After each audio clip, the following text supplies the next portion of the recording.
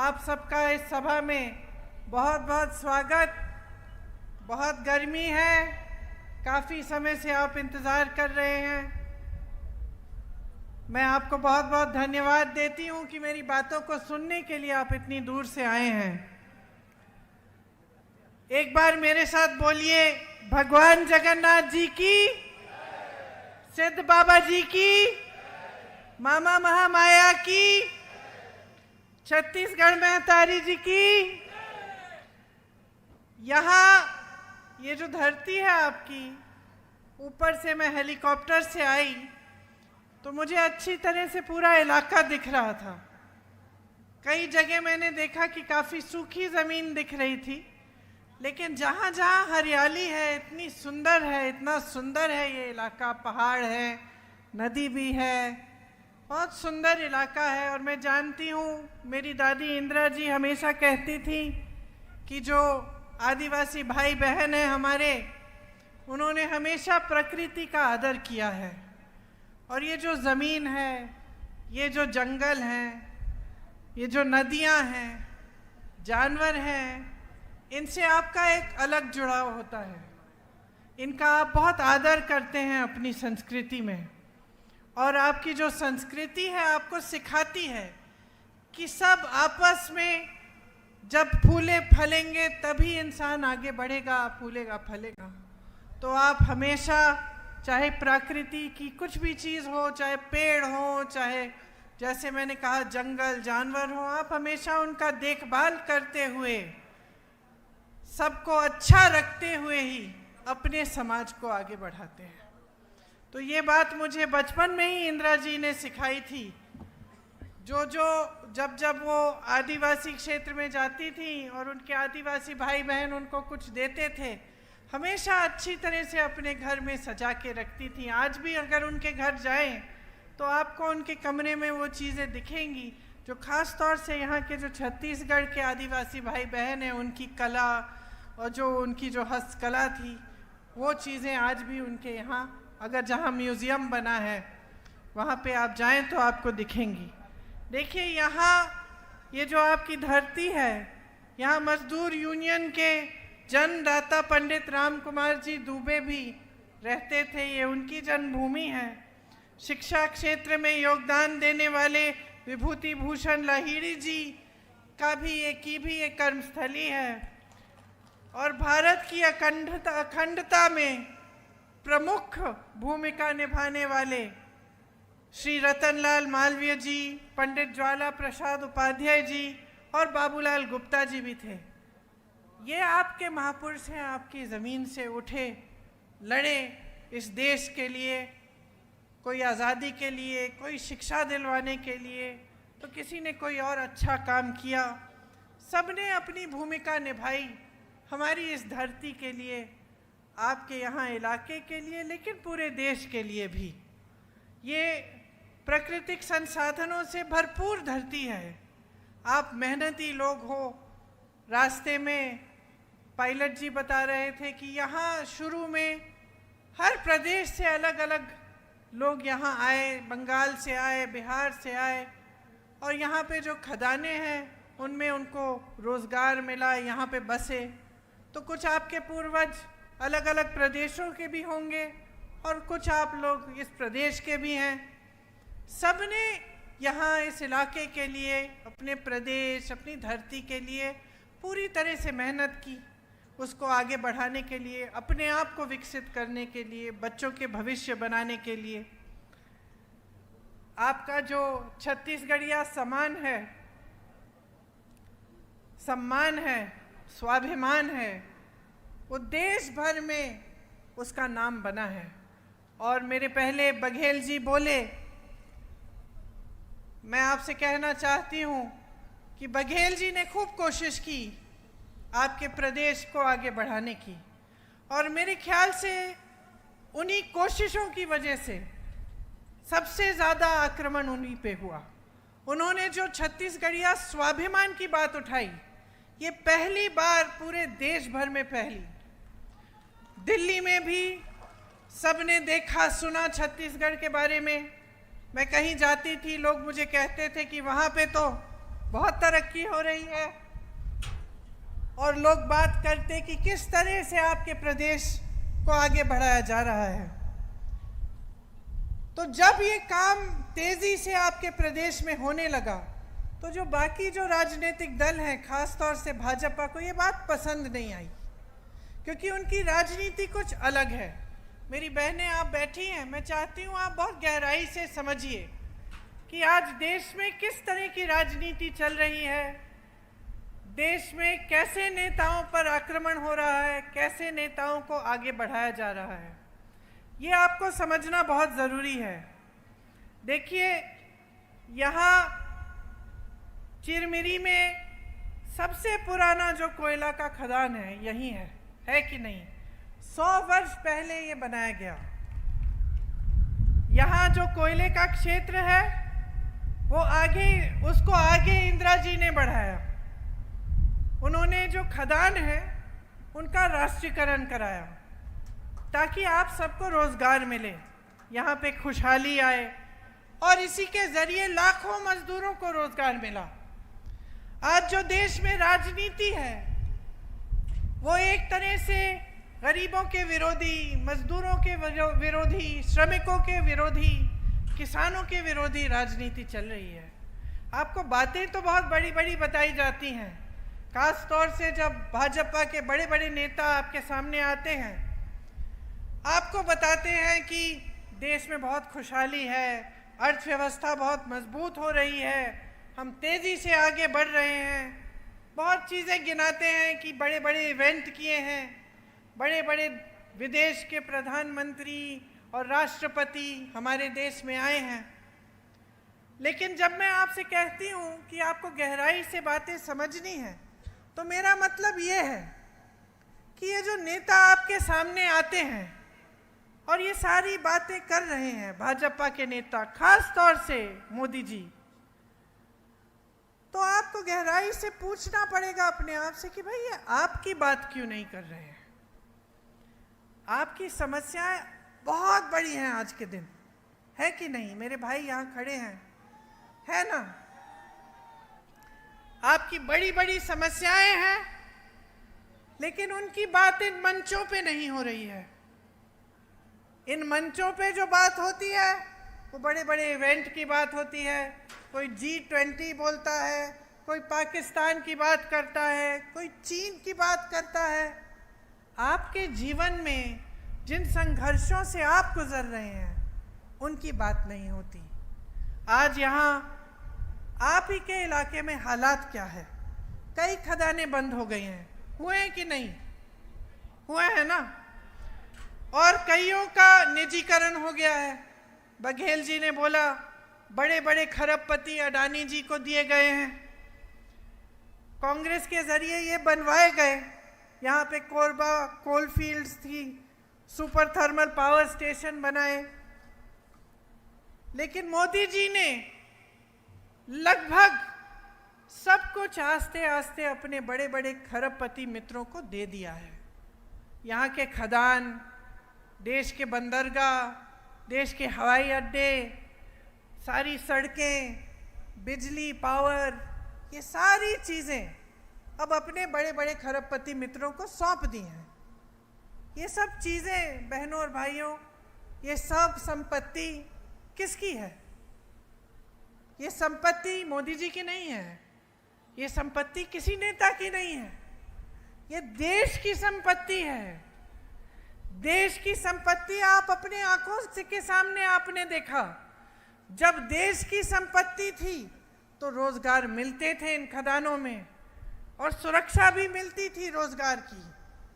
आज सरकारी नहीं रहे तो बड़े बड़े सेठ तय करेंगे कि आपका वेतन क्या है, बड़े बड़े सेठ तय करेंगे कि इसको बंद करना है, चलाना है, बड़े बड़े सेठ सारे निर्णय लेंगे। तो जो आपको पहले एक रोजगार की सुरक्षा मिलती थी वो नहीं रही। आज श्रमिकों को ठेकेदारी द्वारा उनका शोषण हो रहा है। आपको ठेके पे नौकरी मिलती है, कितने पैसे मिलते हैं, नहीं मिलते हैं, इस पे कोई रोक नहीं है। मजदूरी कम मिल जाती है, मेहनत करते हैं आप, घर जाते हैं थके हुए, गर्मी में, इतनी गर्मी में, धूल में, खदानों के अंदर काम करते हैं, लेकिन वो मेहनत करने के बावजूद आपकी कमाई पूरी नहीं होती। कई लोगों की ज़मीनें खदानों के लिए ली गई, उन्हें मुआवजा नहीं दिया गया, पुनर्वास नहीं किया गया, रोज़गार नहीं दिया गया, उनको ऐसे ही छोड़ दिया कि आपकी ज़मीन हम ले रहे हैं, किसी को दे रहे हैं, लेकिन आपके लिए कुछ नहीं है। आपका हक बड़े बड़े खरबपतियों को दे दिया गया है। इस ज़मीन पे, इन खदानों पे, इस जंगल पे, नदियों पे आपका हक है। वो हक आपको संविधान ने दिया। उस हक को मजबूत इंदिरा गांधी जी की सरकार ने किया और उसके बाद कांग्रेस की हर सरकार ने किया। जो आपकी ज़रूरतें हैं उनके लिए काम किया। आज परिस्थिति ये है कि एक भी ट्रेन, शायद एक ही ट्रेन आ रही है यहाँ। मैं ऊपर से देख रही थी कि दूर दराज इलाका है, यहाँ लोग पहुँचते कैसे हैं? गाड़ी से पहुँचते हैं। मैं यहाँ आई, पूछा तो कहा कि एक ही ट्रेन है दीदी, हवाई अड्डा दूर है, 40 मिनट तो मुझे लगे हेलीकॉप्टर से आने में। तो आप जब गाड़ी से जाते होंगे या आप ट्रेन से जाते हैं तो कितना समय लगता होगा? किसी ने आपको सुविधा दी नहीं, पूछा नहीं। तो जब मैंने आपसे बात की कि किस तरह के नेताओं को आगे बढ़ाया जा रहा है, भाजपा में पूरी तरह से दो तरह के नेता हैं। एक जो सबसे भ्रष्ट नेता हैं, उन सबको इकट्ठा करके उन्होंने अपनी पार्टी में डाल रखा है। जो दूसरी पार्टियों में भ्रष्ट थे, पहले उनके खिलाफ आरोप लगाए, उन पे छापे मारे, उन पे दबाव डाला, उनको ले लिया अपने पार्टी में, और जब उनकी पार्टी में आ गए तो साफ हो गए, पाक हो गए। तो उनके खिलाफ कोई आरोप नहीं, कोई केस नहीं, कोई कार्रवाई नहीं, सब चुपचाप से बंद किया गया। तो एक तरह का नेता है जो एकदम भ्रष्ट है, और दूसरे तरह का नेता जो सारी हवा की बातें करता है, जो आपकी बात नहीं करता। नरेंद्र मोदी जी से लेकर जो छोटा सा छोटा उम्मीदवार है, इनकी पार्टी में जब आपके सामने भाषण देने आएंगे तो आपके बारे में नहीं बात करेंगे, महंगाई के बारे में नहीं करेंगे, जो आप हर रोज़ जो आपकी समस्याएं हैं, जिनसे आप लड़ रहे हैं, आप संघर्ष कर रहे हैं, वो बातें नहीं उठेंगी। तो ये दो तरह के नेता हैं जो भाजपा में आगे बढ़ाए जाते हैं। हम कांग्रेस पार्टी में हमारा प्रयास होता है कि जिन नेताओं को हम आगे बढ़ाएं, वो सबसे पहले जनता के लिए काम करके दिखाएं। जनता के प्रति उनका समर्पण क्या है, उनकी श्रद्धा क्या है, क्या वो नेता समझ रहा है कि जनता ही सर्वोपरि है, कि हमारा देश एक लोकतंत्र है और इस लोकतंत्र में संविधान ने जनता को सबसे बड़ी शक्ति दी है, नेता को बदल डालने वाली शक्ति। हम चाहते हैं कि हमारी पार्टी में जो भी नेता हो, सबसे पहले इस बात को गंभीरता से समझे, क्योंकि जब इस बात को समझता है तब दिन रात एक करके आपके लिए काम करता है। वो मिसाल आपने अपने प्रदेश में देखा जब हमारी सरकार रही। मेरी आदिवासी भाई बहन हैं, हमने पूरा प्रयास किया कि हम आपके लिए सब कुछ जितना भी कर सकते हैं हम करेंगे। आपने देखा होगा कि हमने गौठानों को भी मजबूत बनाने की कोशिश की, आपके अधिकारों को मजबूत बनाने की कोशिश की, आपको पट्टे दिलवाने की कोशिश की। ये सब भाजपा की सरकार नहीं करती। इन चीज़ों पे, इन सब कामों पे रोक लगाती है। आज श्रमिकों का शोषण होता है, जैसे मैंने कहा, पता नहीं चलता कितना वेतन कौन देना चाहता है, वो दे देता है। हम अपनी पार्टी में ये प्रयास करना चाहते हैं कि आपके साथ न्याय हो। बघेल जी ने न्याय की बात की। हमने जो घोषणा पत्र निकाला है इस चुनाव में, उसका आधार यही है कि जो नेता हैं सब आपके प्रति समर्पित रहें, और जो सरकारें रहें वो भी आपके प्रति समर्पित रहें और आपके लिए आपकी सेवा करें। उस पत्र को हमने घोषणा पत्र नहीं, न्याय पत्र का नाम दिया। न्याय पत्र का नाम इसलिए दिया क्योंकि सबसे ज़्यादा अन्याय नरेंद्र मोदी जी के 10 सालों की सरकार में आपके साथ हुआ है। किसी बड़े खरबपति के साथ अन्याय नहीं हुआ, बड़े बड़े उद्योगपतियों के साथ नहीं हुआ, बड़े बड़े नेताओं के साथ अन्याय नहीं हुआ। वो सब आगे बढ़ रहे हैं। वो सोचते हैं आपका वोट ले लेंगे धर्म के नाम पर, इधर उधर की बातों करके, और उनको काम नहीं करना पड़ेगा। बघेल जी एक बार यूपी में आए जब मैं वहाँ काम कर रही थी, और मैंने कहा बघेल जी आप कुछ व्यापारियों से मिल लीजिए, उनसे बातचीत कर लीजिए, उनसे पूछिए उनकी समस्याएं क्या है। तो 1 घंटे बैठे व्यापारियों के साथ, और उसके बाद जब मैं मिली मैंने पूछा कैसी रही आपकी मीटिंग। तो कहने लगे मीटिंग तो बहुत अच्छी थी दीदी, लेकिन एक बात से मुझे बड़ा ताज्जुब हुआ। तो मैंने कहा क्या बात थी? तो उन्होंने कहा कि यहाँ यूपी में जो व्यापारी हैं वो मुझसे सवाल पूछने के लिए झिझक रहे थे, और जब मैं जवाब दे रहा था कठिन सवालों का, और जब मैं कह रहा था कि पूछो, मैं सवाल का जवाब देता हूँ, मैं बताता हूँ हम क्या करना चाहते हैं, तो वो थोड़े से घबराए हुए लगे। बाद में उन्होंने सबने कहा कि हमारे यहाँ ये परंपरा नहीं है कि हम मुख्यमंत्री जी से सवाल कर सके।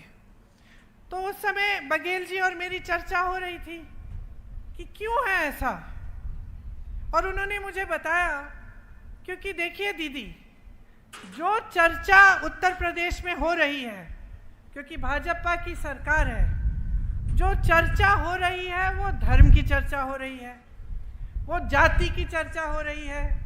तो नेता समझ गया है कि उसे काम करने की ज़रूरत नहीं है। चुनाव आएगा, धर्म की बात उठाएगा, जाति की बात उठाएगा, वोट पड़ जाएगा उसे, कोई काम के बारे में तो पूछेगा ही नहीं। काम के बारे में जो पूछता है उसको दबाया जाता है। तो मैंने जब इस बात के बारे में गंभीरता से सोचा तो मुझे लगा कि बघेल जी की यह बात बिल्कुल सही है कि जो जवाबदेही होती थी पहले, इंदिरा जी को मैंने देखा, राजीव जी को देखा, एक ज़माने में राजीव जी के साथ जब गांव जाती थी डांट पड़ती थी उन्हें गांव वालों से। उन्हीं के जो संसदीय क्षेत्र में अमेठी में डांट देते थे कि भाई राजीव भैया आपने हमारी सड़क नहीं बनाई, आओ चाय पियो बैठो हमारे साथ, लेकिन वोट हम तभी देंगे जब सड़क बनेगी। जागरूकता बहुत थी। प्रधानमंत्री से सवाल उठा सकते थे कि हमारी सड़क क्यों नहीं बनाई। आज वो जागरूकता जो है कम हो गई है। आज आपके सामने नेता आते हैं, आपको उकसा देते हैं, धर्म की बातें कर लेंगे, कह देंगे कि आपका धर्म संकट में है या फिर आपकी परंपराएं सुरक्षित नहीं है, और उसी के आधार पर फिर आपका वोट ले लेंगे। तो फिर नेता को लगने लगा है कि मुझे काम करने की ज़रूरत ही नहीं है, चाहे आपको सड़क मिले, पाठशाला मिले, सही वेतन मिले, रोजगार मिले, उसको कोई परवाह नहीं है। वो तो जानता है वोट तो उसको मिलना ही है, उसको बस धर्म का नाम लेना है। तो ये जो सिलसिला है ये आपकी जागरूकता से ही खत्म होगा। और आपकी जागरूकता कब आएगी? जब आप समझेंगे कि जो संविधान है हमारा, उसने आप ही क्यों शक्ति दी है। जिस आंदोलन में हम सब आज़ाद, ये देश आज़ाद हुआ, उस आंदोलन में जो बड़े बड़े नेता लड़े, किस लिए लड़े? आपको मालूम होगा कि हमारे जो स्वतंत्रता सेनानी नेता थे बड़े बड़े, पंडित नेहरू हों, गांधी जी हों, उन अपनी सारी धन दौलत उन्होंने आंदोलन को दी। वो शोहरत के लिए, शान के लिए, सत्ता के लिए थोड़ी लड़े। वो तो इसलिए लड़े ताकि आपको अपने अधिकार मिले। उनके खून पसीने से हमारा देश बना, आज़ाद हुआ। आज़ादी का मतलब ये था कि आप अपने पैरों पे खड़े हों, आप अपनी सुविधाओं की मांग उठाएं। आपको कुछ अच्छा नहीं लग रहा है, आप आंदोलन करें, आप सवाल उठाएं, आप नेताओं को पटरी पे लाएं, आप दिखाएं नेताओं को कि भाई तुम भटक रहे हो, गलत काम कर रहे हो, मुझे पसंद नहीं है, वापस आओ, मेरे सवालों का जवाब दो। यही अधिकार संविधान ने आपको दिया और इसके लिए लड़े हमारे पूर्वज, आपके पूर्वज लड़े, बड़े बड़े आदिवासी नेता लड़े। तो आज अगर आप जागरूक नहीं बनेंगे तो फिर उस लड़ाई का फायदा क्या था? इतने संघर्ष का फायदा क्या था? इतने आंदोलन का फायदा क्या था कि 70 साल बाद जनता आंखें मूंद ले, कोई कुछ भी कह दे आप मान लेंगे? अब आप देखिए, यहाँ पे आपका आंदोलन स्थल था, हसदेव जंगल बचाओ आंदोलन था। क्या हुआ उस आंदोलन स्थल को? क्या हुआ? आग लगाई गई। हमारे देश की परंपरा क्या है? हमारा देश आंदोलन से ही बना और पूरी दुनिया में सबसे महान आंदोलन था। क्यों? क्योंकि उसमें हिंसा नहीं थी। बाकी दुनिया में जब देश आजाद हुए, लड़ाई से हुए, जंग से हुए, खून बहा। हमारे देश में जब हमें आज़ादी मिली तो अहिंसा से मिली। इतना बड़ा आंदोलन था। हमारे देश का पूरा आधार ही आंदोलन है और आज आपके आंदोलन स्थल को जलाया जा रहा है। आपके पेड़ काटे जा रहे हैं। 15,000 पेड़ काटे गए हैं। पेड़ काटे गए हैं, इसलिए हाथियों से ज़्यादा हमला भी हो रहा है आप पे। आपका पर्यावरण बर्बाद किया जा रहा है। यहाँ पे जो बड़ा उद्योगपति आना चाहे, उसको चाहे ज़मीन चाहिए, उसको खदान चाहिए, जो चाहिए मिलता है, आपको नहीं मिल रहा है। हमने जो न्याय पत्र में आपके लिए जो कुछ चीज़ें लिखी हैं, आपको सुननी चाहिए। ध्यान से सुनिए। जांच से स्वास्थ्य के लिए, जांच से इलाज तक, आपकी पूरी सेहत की देखभाल की जो सुविधाएं हैं वो आपको मुफ्त में मिलेंगी। 25 लाख रुपए तक। जो न्यूनतम मजदूरी है 400 रुपए होगी। और जो शहरी क्षेत्र हैं, आपको मालूम होगा मनरेगा में 100 दिन की नौकरी की रोजगार की गारंटी कांग्रेस ने दी थी। मालूम है आपको? गांव में होता था मनरेगा, अभी भी है। मोदी जी उसको बंद करना चाह रहे थे, फिर उनको लगा कि बंद करने से नुकसान होगा तो उन्होंने उसको चलने दिया, लेकिन उसको धीमा कर दिया है। जितना पैसा उसमें मनरेगा में कांग्रेस की सरकारें डालती थी उतना नहीं डालते ये। इसी तरह से जैसे मनरेगा गांव में आपको दिया, हम आपको शहरों में यही देना चाहते हैं कि 100 दिन का जो रोजगार है वो आपको मिलेगा ही मिलेगा, वो गारंटी है। वन अधिकार के अधिनियम को हम लागू करना चाहते हैं, ये हमारी गारंटी है। एक स्पेशल बजट और स्पेशल प्लान, मतलब खास बजट की खास पैसे अलग होंगे आपके लिए कि आपके लिए उससे क्या क्या काम हो सके। भूमि अधिग्रहण का जो कानून है उसमें जो संशोधन किए इन लोगों ने, जिससे अधिकार आपके कमजोर हो रहे हैं, उन संशोधनों को हम हटाएंगे। राज्य में पेशा के अनुसार कानून बनेगा और जहाँ जहाँ आदिवासी आबादी ज़्यादा है उन पूरे क्षेत्रों को अनुसूचित क्षेत्र घोषित किया जाएगा। 1 साल में जितने भी आपके FRA के क्लेम्स हैं उनका निपटान किया जाएगा और जो आपके लघु वन के उपज हैं उन पे आपको न्यूनतम समर्थन मूल्य मिलेगा, MSP मिलेगी। देखिए, मैंने आपसे कहा बहुत बड़ी बड़ी समस्याएं आपकी। सबसे बड़ी समस्या तो बेरोजगारी है। आज देश में 35 सालों में सबसे ज़्यादा बेरोजगारी है। ये बात मोदी जी कभी नहीं बताएंगे आपको, भाजपा के नेता कभी नहीं बताएंगे। ये कभी नहीं बताएंगे कि आज इस देश में 70 करोड़ लोग बेरोजगार हैं, कि 30 लाख पद खाली पड़े हैं। बहनों, ये पद पड़े हैं, लोगों को दे सकते हैं। ये नौजवान जो खाली खड़े हैं इनको ये पद मिल सकते हैं। 5 सालों से मोदी जी ने दिए नहीं हैं, खाली रखे हैं और बेरोजगारी बढ़ती चली जा रही है। जहाँ से रोजगार मिलता था, चाहे खेती हो, चाहे बड़े बड़े कारोबार हो, चाहे खदान हो, वो सब लगभग वहाँ से कमाई इन्होंने कम कर ली है जनता के लिए। अब अगर कमा रहा है तो बड़ा खरबपति कमा रहा है, खेती है तो कोल्ड स्टोरेज खरबपति को दे दिया है, खदान है तो खदान पकड़ा दिया है उसको, दूसरी कोई इंडस्ट्री का सेक्टर है वो भी उनको पकड़ा दिया है। तो जो आम आदमी है, जो जनता है, किसान है, गरीब है, वो कमा नहीं पा रहा है। आज खेती में आप कितना भी काम कर लें, पूरी नहीं हो रही है आपकी कमाई, क्योंकि जो खेती का सामान है उस सब सामानों पे जीएसटी डाल रखा है, सारा महंगा हो गया है। जब तक आप वो सामान खरीदें, खाद मिले आपको, पेट्रोल डीजल इतना महंगा हो गया है, तो हर जगह महंगाई है। तो आप जब तक वो सब खरीदें और अपनी कमाई करें, कुछ बचता नहीं है।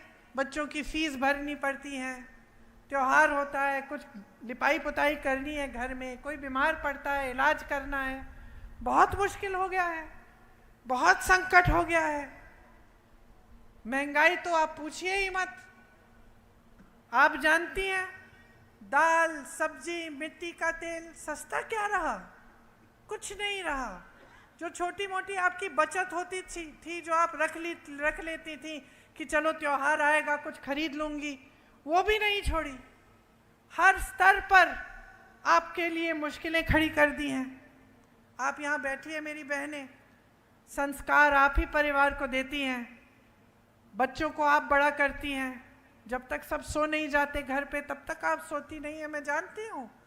ये सिर्फ आपकी बात नहीं है, हम दूसरे परिवारों में भी, बड़े परिवारों में भी, जिनके पास शायद कम है, जिनके पास ज़्यादा हो, सब परिवारों में कोई फर्क नहीं है। महिलाओं में महिला सबसे ज़्यादा काम करती है। महिला बाहर काम करती है तो घर पे जाके देखेगी कि बच्चों ने खाना खाया कि नहीं। अब मैं यहाँ हूँ, भाषण दे रही हूँ, घर जाऊँगी, पहले बच्चों को पूछूँगी कि क्या खाया, पढ़ाई की, बच्चा बेटा काम कर रहा है, काम कैसा था तुम्हारा। जब तक सब सो जाएंगे तब तक नहीं सोएंगे। हर महिला का यही जीवन होता है, संघर्ष का जीवन होता है। अत्याचार भी सबसे ज़्यादा महिलाओं के साथ भी होता है और हम संघर्ष करती हैं। हमेशा हम प्रयास करते हैं कि पहले सब खुश रहें, उसके बाद फिर हम अपनी खुशी देखते हैं। सच बात है कि नहीं, है ना? जहाँ परिवार को ज़रूरत होती है, जहाँ परिवार को ज़रूरत होती है, हम हमेशा परिवार के संघर्ष में शामिल होते हैं, खड़े होते हैं परिवार के लिए। और बच्चों की परवरिश की बात जब मैं करती हूँ तो ये सिर्फ आप अपने बच्चों की परवरिश नहीं कर रहे हैं, ये आप देश की नई पीढ़ी बना रहे हैं, देश की नई पीढ़ी की परवरिश कर रहे हैं। तो आपका ना देश के निर्माण में बहुत योगदान है। लेकिन आपको पूछने वाला कौन है? सारे नेता मंच पे आके कहते हैं महिला सुरक्षा, महिला सुरक्षा। मोदी जी कहते हैं हमने महिलाओं को आरक्षण दिया है, माले पहनवाते हैं खुद को महिलाओं से कि मैंने इतना बड़ा काम किया है। फिर पता चलता है वो आरक्षण 10 सालों के लिए नहीं लागू होगा। महिलाओं पे अत्याचार होता है। हाथरस में एक नौजवान महिला के साथ अत्याचार हुआ, उसको जला के मार दिया। मोदी जी और उनकी सरकार ने क्या किया? पलक नहीं झपकाई। उन्नाव में यही हुआ। मैं गई थी उस महिला के घर, मैं आपको बता नहीं सकती बहनें क्या सुना मैंने उस घर में। उसकी भाभी थी, क्या क्या बताया उसकी भाभी, कुछ नहीं छोड़ा, क्योंकि वो भाभी भाजपा से जुड़ा हुआ था जिसने अत्याचार किया। कुछ नहीं छोड़ा उस घर में। उसके पिताजी को पीटा, उसके भाइयों को पीटा, उसकी भाभी को धमकाया, 9 साल की भाभी की बेटी को धमकाया कि तुम पाठशाला मत आओ, तुमको भी दिखाएंगे। उस महिला को जला दिया, उसके पिताजी के खेत भी जला डाले। कोई ऐसा अत्याचार नहीं बचा जो नहीं किया। लेकिन भाजपा के नेताओं ने एक शब्द नहीं बोला उसके पक्ष में।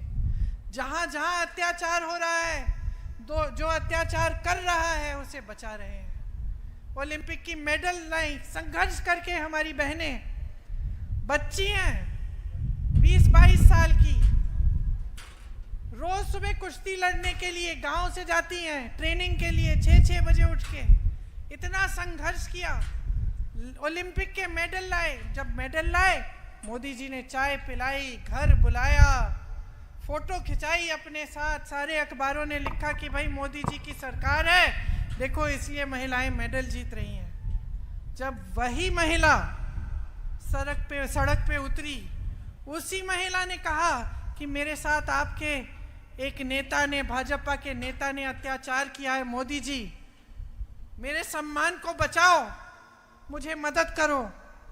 तो मोदी जी के घर के 2-3 किलोमीटर दूर बैठी थी वो महिला।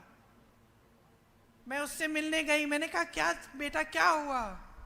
कहती है मुझे सिर्फ न्याय चाहिए दीदी, मैं इतना लड़ी हूं देश के लिए, मैंने देश का गौरव, देश का सम्मान बढ़ाया है और आज मेरी सुनवाई नहीं है।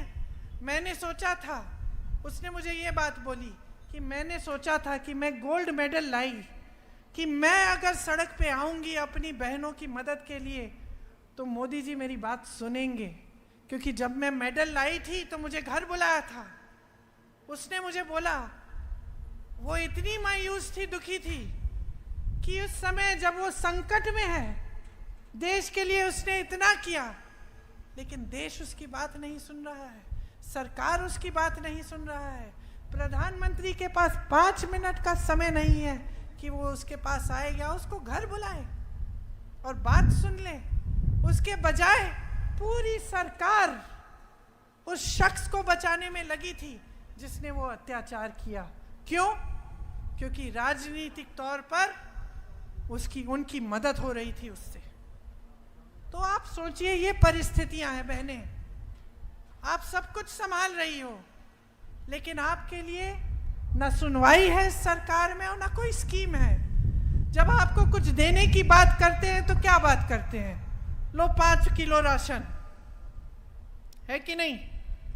कहीं पे कल मैं असम में थी, वहां कह रहे हैं कि लो 1200 रुपए दे देंगे तुमको। उनसे पूछिए ना, 1200 रुपए से आज क्या खरीद पाएंगे? एक सिलेंडर नहीं मिलेगा। 5 किलो राशन ठीक है, अच्छा है, ले लो, लेकिन इससे क्या आपका नौजवान बच्चा अपना भविष्य बना पाएगा? मेरे भाई खड़े हो, अगर मैं तुम्हें बोलूं ये लो रोजगार और ये लो 5 किलो बोरा राशन, कौन सा लोगे? कौन सा लोगे? क्यों? क्योंकि रोजगार तुम्हें आत्मनिर्भर बनाएगा, रोजगार तुम्हें शक्ति देगा, रोजगार तुम्हें अपने पैरों पे खड़े होने का सम्मान देगा। और 5 किलो राशन क्या देगा? बताओ क्या देगा? जब वो 5 किलो राशन खत्म होगा, फिर से तुमको किसके पास जाना पड़ेगा? फिर से मांगना पड़ेगा सरकार से, फिर से सरकार तुम्हें निर्भर बनाएगी। उस 5 किलो राशन पर निर्भर बनाने का प्लान है इनका। और इसी के बल पर, एक धर्म के नाम पर, दूसरा 5 किलो राशन के बल पर ये बार बार आपसे वोट मांग रहे हैं। जागरूक बन जाओ, जाग जाओ, इनको बोलो रोजगार दें तुम्हें। ये 30 लाख पद जो खाली पड़े हैं, इनको भर के दिखाएं। मोदी जी सामने आते हैं, पूछो इनसे, मोदी जी आप 70 साल की रट लगाए रखे हैं कि 70 साल में कांग्रेस ने कुछ नहीं किया। पूछो इनसे, बताओ इनको, कांग्रेस ने एक खदान बनाया, कांग्रेस ने आपको रोजगार दिलवाया, कांग्रेस ने आपको सम्मान दिया, कांग्रेस ने आपके समाज को आगे बढ़ाया। इन्होंने अपने खरबपति मित्र को दे दिया, इन्होंने आपसे रोजगार छीना, आपसे जमीन छीनी, आपसे जो आप खा रहे हैं, आपके पेट में जो खाना जा रहा है वो छीना है। जागरूक बन जाओ, क्योंकि जब जागरूक नहीं होगे तो सिर्फ आपका भविष्य नहीं, पूरे देश का भविष्य संकट में आएगा। आज आप अपने बच्चों के बारे में सोचो, आगे क्या करेंगे? अगर रोजगार बनाने के माध्यम और साधन ही सारे बंद कर दिए इन्होंने। हमारे न्याय पत्र में लिखा है कि महिलाओं के लिए 1200 रुपए नहीं, 8,500 रुपए हर महीने हम दिलवाएंगे। जो परिवार की सबसे बड़ी महिला है उसके खाते में जाएगा 1 लाख रुपए सालाना बनता है ये। मैंने आपसे कहा 25 लाख तक आपका इलाज फ्री होगा और सरकारी नौकरियों में मेरी बहनों को 50% आरक्षण इसलिए मिलेगा ताकि मेरी बहनें अपने पैरों पे खड़ी हो पाएं। आशा, आंगनवाड़ी, मिड डे मील, मितानीन जो बहनें हैं, आप सबके वेतन में केंद्र सरकार से एक योगदान होता है, उसको हम 2 गुना करेंगे ताकि आपके वेतन बढ़ें। तो सिर्फ ये आग्रह है आपसे कि आप जो देश की परिस्थितियां हैं वो समझ जाएं। देश की परिस्थितियां आज ये है कि आज आपके जो मुख्यमंत्री थे बघेल जी, इन पे इतना हमला क्यों हुआ, मैंने आपसे बताया, क्योंकि आपके स्वाभिमान की बात की। इनको अच्छा नहीं लगा कि कहीं पे एक प्रदेश में एक मुख्यमंत्री ऐसे हैं जो खड़े हो जाते हैं अपने प्रदेश के लिए, जो लड़ लेते हैं अपनी जनता के लिए, तो इनको दबाने की कोशिश की गई।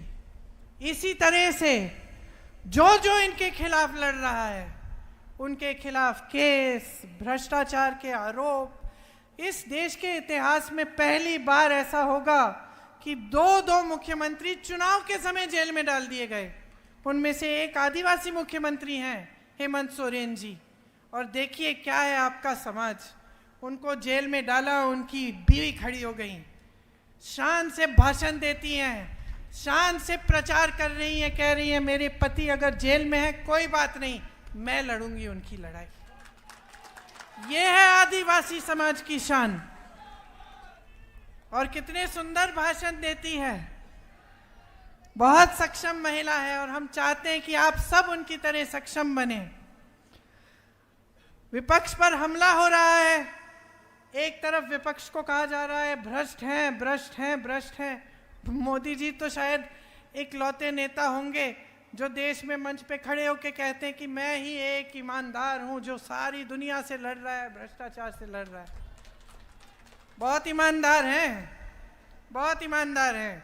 इसलिए चुनाव के समय ईमानदारी से आपके काम की बात नहीं कर सकते। ईमानदारी से आपको ये नहीं बता सकते कितनी नौकरियां दी, कितने रोजगार दिए, कितनी पाठशालाएं खोली, कितनी यूनिवर्सिटी बनाई, कितने अस्पताल बनाए। ईमानदारी से नहीं कह सकते। ईमानदारी से ये नहीं कह सकते कि जो अधिकारी हैं, जो सेना में भर्ती हैं, उनके भविष्य के साथ क्या किया, पेंशन खत्म कर दिया, और जो सेना में भर्ती हैं उनको 4-5 साल की अग्निवीर का प्रोग्राम दे दिया ताकि 4 साल बाद घर आए और फिर से बेरोजगार हो जाएं। ईमानदारी से ये बात नहीं कह सकते आपके सामने, सच्चाई आपसे कभी नहीं कह सकते। ये कहते हैं कि सबसे ईमानदार है, लेकिन सबसे बड़ी भ्रष्टाचार की स्कीम नरेंद्र मोदी जी इस देश में लाए। सुन लीजिए क्या थी वो स्कीम, कि जो भी चंदा देगा राजनीतिक दल को, जो भी चंदा देगा उसका नाम गुप्त रहेगा। इसका मतलब है जनता को नहीं पता चलना चाहिए कि अडानी ने कितने हजार करोड़ दिए हैं या किसी और ने कितने हजार करोड़ दिए हैं। जब सुप्रीम कोर्ट में केस लगा और न्यायाधीशों ने ये कहा कि ये पारदर्शी होना चाहिए, तब अचानक मोदी जी, अमित शाह जी सब इंटरव्यू देने लग गए कि भाई हमने बड़ी पारदर्शी स्कीम बनाई, देख लो पहली बार पूरे देश में लिस्ट निकल आई है। अरे आपने थोड़ी निकाली लिस्ट, ये तो कोर्ट के ऑर्डर पे आपसे निकलवाई गई है लिस्ट, आपने तो इसको गुप्त रखा था। और सुनिए क्या गुप्त रखा था, गुप्त ये रखा था कि हजारों करोड़ रुपए इन्होंने अपने बड़े बड़े खरबपति दोस्तों से लिए तो हैं, लेकिन ऐसी कंपनियों से लिया है जिन पे पहले इन्होंने छापा मारा, चंदा लिया, छापे बंद, केस डाले, चंदा लिया, केस बंद। या फिर ठंडे बस्ते में वो गुजरात में पुल गिरा, सैकड़ों लोग उसमें गिर के बह गए पानी में, याद है आपको? उस पुल को बनाने वालों से चंदा लिया। वैक्सीन लगी थी आपको कोविड के समय, लगी, टीका लगा था, लगा था, सबको लगा। वो याद है आपको, यूं टीके की सर्टिफिकेट मिलती थी, किसका चेहरा था उस पे? और जोर से बोलो, था ना, मोदी जी का चेहरा। आज जरा देखो, सर्टिफिकेट बनवाने की कोशिश करो, चेहरा नहीं होगा। अब फोटो नहीं छप रही है मोदी जी की, क्यों? क्योंकि उस टीके को बनाने वाली कंपनी से इन्होंने चंदा लिया। और आज बाहर क्या आया है, बड़ी मेडिकल रिपोर्ट बाहर आई है कि काफी लोग उस टीके को, जब वो टीका लगा तो उसमें से 1-2% लोग ऐसे हैं जो गिर के मर गए। किसी को पता नहीं चला कि क्यों गिर के मर रहे हैं। कोई मंच पे खड़ा भाषण दे रहा है, भगवान ना करे लेकिन कोई मंच पे खड़ा भाषण दे रहा है, या फिर कोई खेती में काम कर रहा है।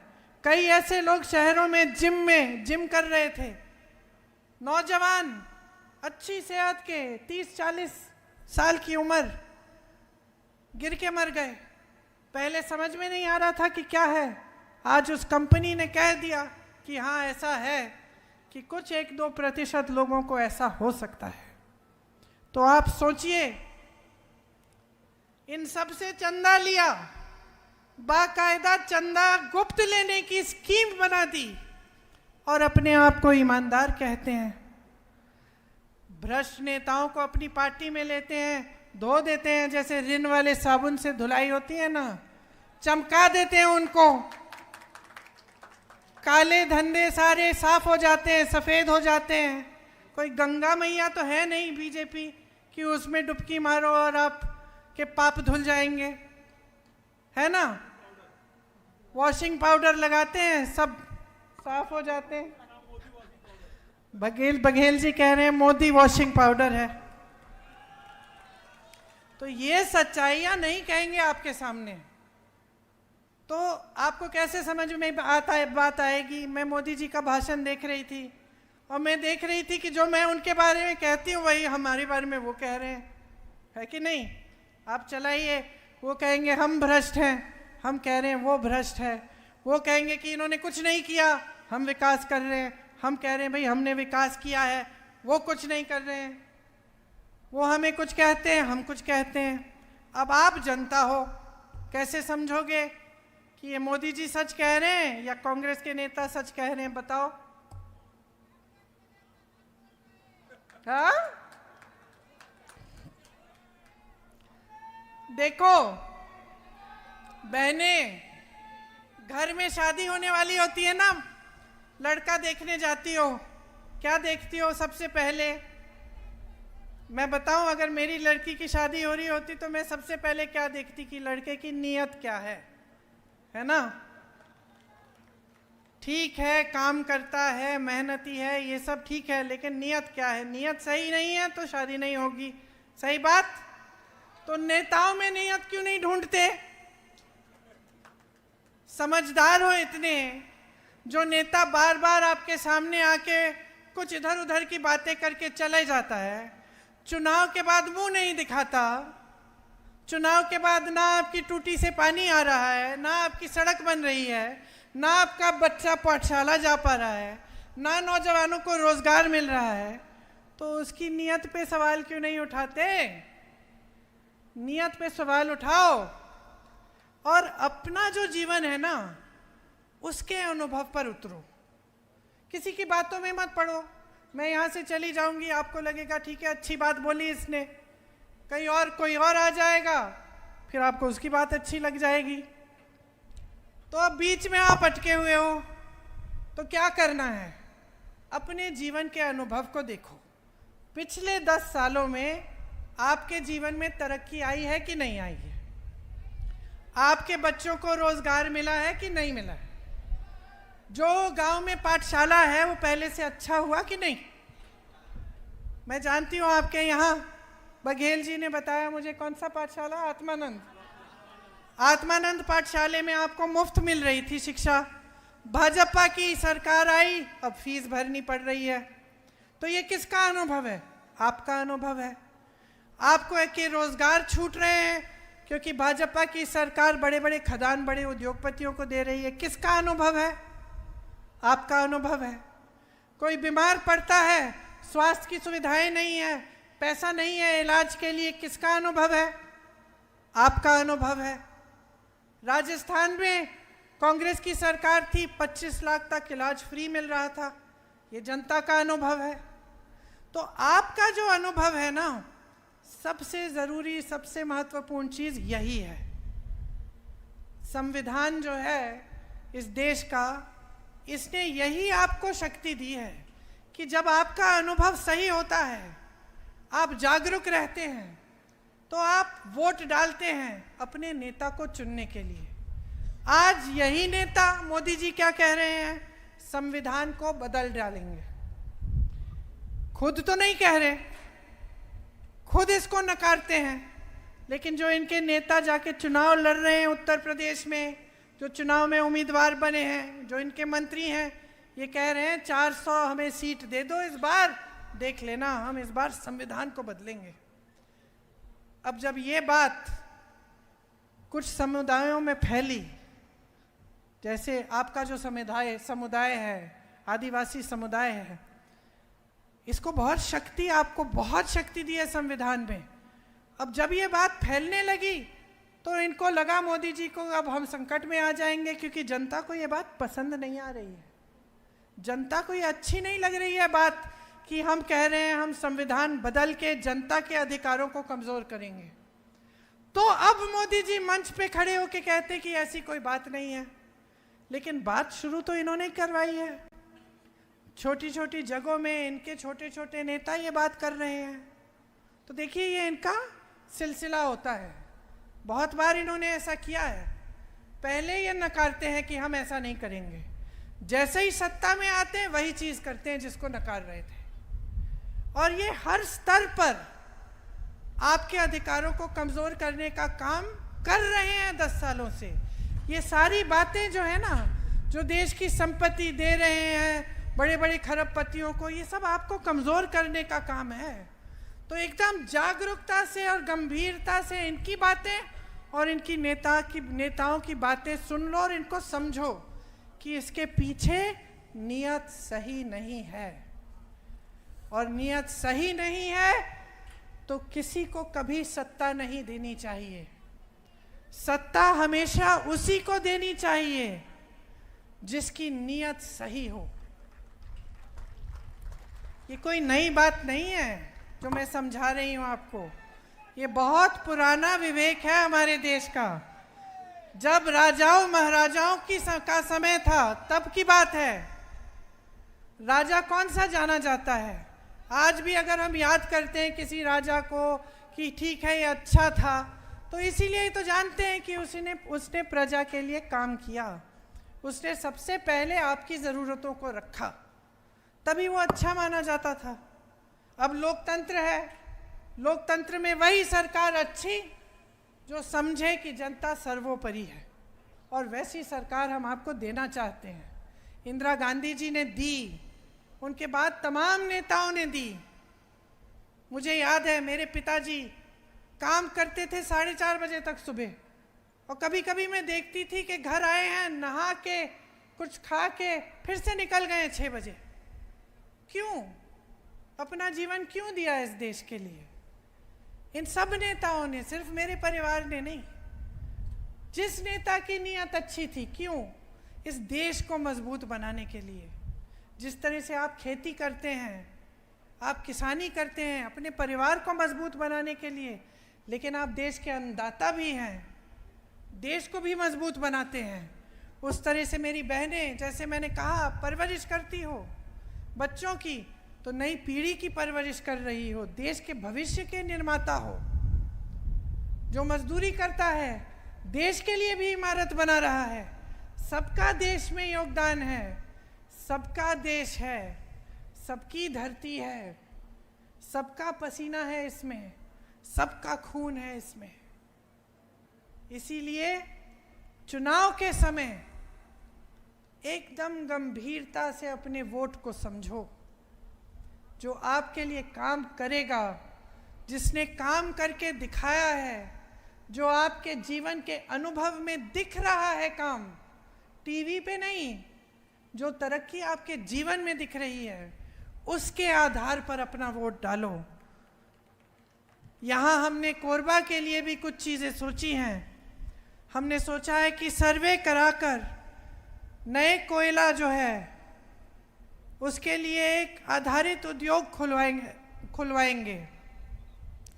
आपने जो कास्ट माइनिंग से जो आपकी ज़मीनें बर्बाद हुई हैं उनको समतल कराया जाएगा ताकि वहाँ आपकी आबादी बस पाए। यहाँ चिरमिरी में ट्रेन सेवा हम शुरू करना चाहते हैं ठीक ढंग की, कि अगली बार मैं यहाँ आऊँ तो आपके पास में किसी दूसरे माध्यम से भी पहुँच पाऊँ, और ये जो सब दूर दराज इलाके हैं आपके सारे जुड़ जाएं। किसी को मिलने जाना हो, रिश्तेदारों को कहीं और रह रहे हैं, आप जा पाएँ सुविधा से। बाजार मूल्य से 4 गुना अधिक मुआवजा हम आपको देना चाहते हैं जब आपकी ज़मीनें ली जाती हैं। कांग्रेस की जो गारंटीज़ हैं जो हम इस चुनाव में आपको देना चाहते हैं उनको आप ठीक ढंग से समझिए। जो 30 लाख पद मोदी जी ने खाली रखे हैं उनको हम भरना चाहते हैं, नौजवानों को रोज़गार देना चाहते हैं। जो स्नातक पास होता है उसको 1 लाख की हम अप्रेंटिसशिप दिलवाना चाहते हैं। मतलब आपने पढ़ाई की, माँ बाप ने मेहनत से पढ़ाया, रोज़गार नहीं मिल रहा है। हम चाहते हैं कि हर नौजवान को एक ऐसी अप्रेंटिसशिप मिले जैसे जो अमीर लोगों के बच्चों को मिलती है, कि जब पक्के रोज़गार से पहले एक नौकरी मिल जाती है, उसमें थोड़ा सीख भी लेता है और कमा भी लेता है, तो उसको अप्रेंटिसशिप कहते हैं। हम चाहते हैं कि ये आपके लिए भी ये सुविधा हो और ऐसे ही नौजवान 1 लाख रुपए सालाना कमा पाएँ। एमएसपी जो है, जो किसानों को मिलनी चाहिए, मैंने पहले आपसे कहा कि जो आपके जो मूल खेती है उसके लिए भी हम ये सुविधा कराएंगे, लेकिन हम कानून बनाएंगे कि आपको न्यूनतम समर्थन मूल्य मिलना ही है। ये आपका अधिकार बन जाएगा किसानों का। खेती के सारे सामानों पे जिस पे आप जीएसटी दे रहे हो, इन सब सामानों को हम जीएसटी से मुक्त करेंगे। आपके फसल का नुकसान होता है, 30 दिनों में भुगतान आपको हम देना चाहते हैं। और माफ़ करिए, शायद मैंने पहले कहा, लेकिन 4 गुना भुगतान है वो हम कोशिश करते हैं कि आपको वो मिले। भूमिहीनों को ज़मीन दी जाएगी और न्यूनतम मजदूरी यहाँ पे 400, पूरे देश में 400 रुपये की होगी। इसका मतलब है कि कोई ठेकेदारी पे भी आपको अगर नौकरी दे तो कम से कम उसे 400 रुपये की दिहाड़ी आपको देनी ही पड़ेगी। तो ये सब हमारी आपके लिए गारंटी हैं।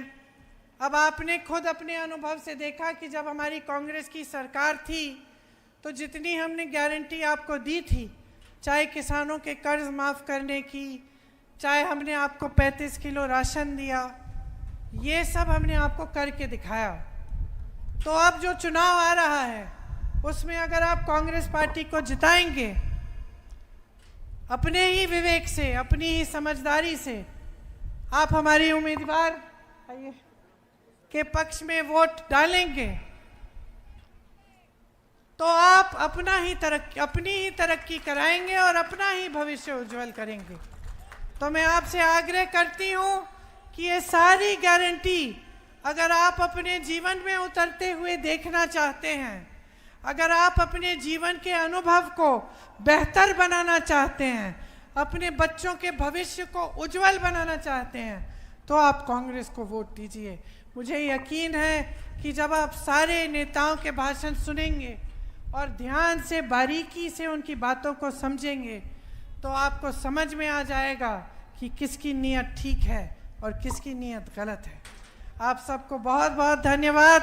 बहुत ध्यान से मेरी बातें सुनी। हो सकता है कुछ बातें छूटी भी होंगी, उसके लिए क्षमा चाहती हूँ। जय हिंद। आप सबने